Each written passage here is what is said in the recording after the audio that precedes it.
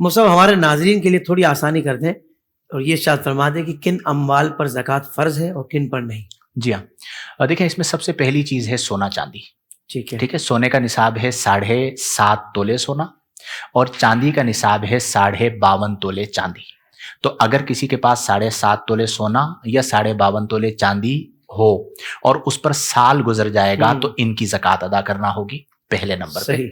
دوسرے نمبر پر اس کے پاس سونا نہیں ہے، چاندی نہیں ہے، لیکن 10 لاکھ روپے اکاؤنٹ میں رکھے. تو اب یہ جو 10 لاکھ روپے رکھے ہیں یہ نصاب کی مقدار پہنچتے ہیں، یعنی یہ اماؤنٹ 7.5 تولے سونے یا 52.5 تولے چاندی تک تو کم از کم پہنچ ہی جاتی ہے. سونے تک نہ بھی پہنچے تو چاندی تک تو اب پہنچ ہی جائے گی، پہنچ رہی ہے تو اس کے اوپر چھوٹا نصاب لیا جائے گا. فقیر کا فائدہ اسی میں ہے، تو اس کی زکوٰۃ نوٹوں کی زکوٰۃ ادا کرے گا، یعنی کرنسی کی زکوٰۃ ہوگی. تو پہلی چیز ہو گئی سونا چاندی، دوسری چیز ہو گئی کرنسی.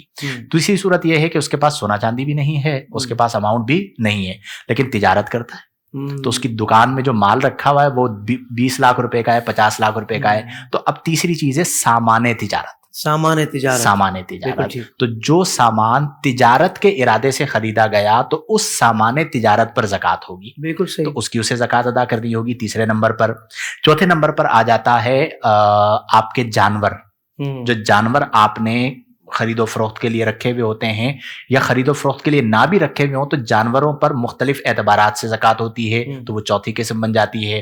پھر اسی طرح عشر ہوتا ہے پیداوار پر، بعض صورتوں میں خراج ہوتا ہے تو وہ 5ویں قسم بن جاتی ہے. لیکن عام لوگوں کے لیے میں عرض کروں تو بالکل آسان ہوگا کہ یہ دیکھیں کہ میرے پاس سونا کتنا، نوٹ کر لیں. چاندی کتنی، نوٹ کر لیں. اکاؤنٹ میں یا گھر میں پیسے کتنے جمع کر کے رکھے ہوئے، نوٹ کر لیں. ڈالرز اگر رکھے ہوئے تو وہ بھی نوٹ کر لیں. ٹھیک ہے جی.